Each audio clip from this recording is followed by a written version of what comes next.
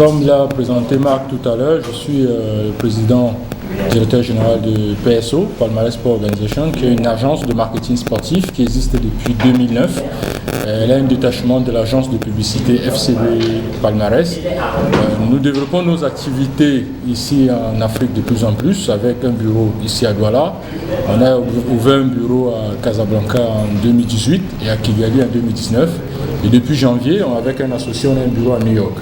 Donc notre objectif, c'est d'apporter une certaine expertise en marketing de manière professionnelle et de façon rigoureuse. C'est pour ça que plusieurs institutions, des entreprises et des marques nous ont contactés.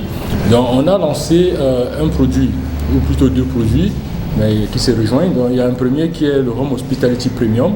On travaille avec Quarterback. Quarterback est l'un des leaders français dans l'hospitalité. Pour quelques illustrations, Quarterback est l'agence qui s'occupe de l'hospitalité de Roland Garros depuis plus de 25 ans. Donc PSO commercialise les offres hospitalité Roland Garros sur l'Afrique pour certains pays où on est et d'autres pays où on n'a pas, où on a des relais. Quarterback s'occupe également de l'hospitalité du Stade de France. Par exemple, l'offre hospitalité qu'on a mis à Japoma, pour ceux qui sont venus, n'était pas différent de celui du Stade de France. On avait même ajouté un ou deux éléments qui n'y sont pas, notamment le fait d'avoir un ancien footballeur international dans la loge avec l'entreprise qui permet d'analyser et de disséquer les matchs. Le Stade de France n'a pas cette offre. Quarterback s'occupe aussi de l'hospitalité du golf national de France où se joue souvent l'Open de France de golf.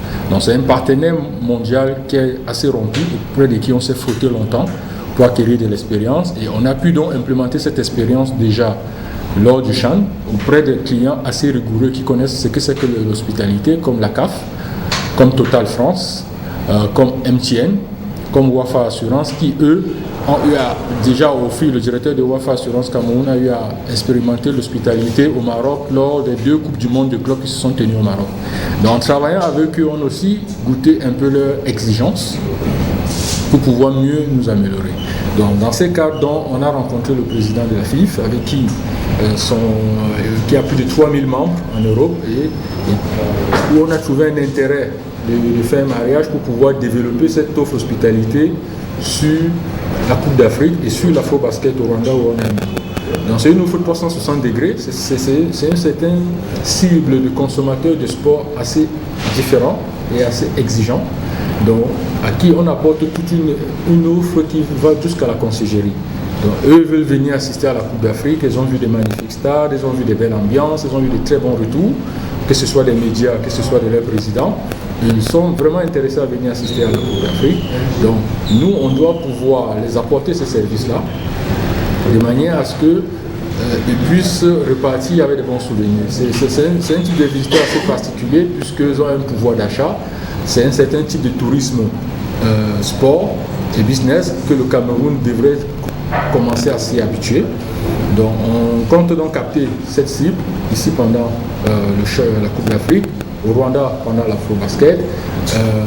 C'est une offre 360 degrés, c'est-à-dire quand ils entrent chez PSO avec la FIF, ils ont droit déjà à leur ticket de transport, l'hébergement, les tickets en un espace VIP, ou bien ils ont droit à une loge privatisée, que ce soit à Japoma ou au stade Olembe qui présente plusieurs loges. Par exemple, le Kigali Arena où va se jouer l'Afro-Basket, c'est une arène de 10 000 places avec 13 loges.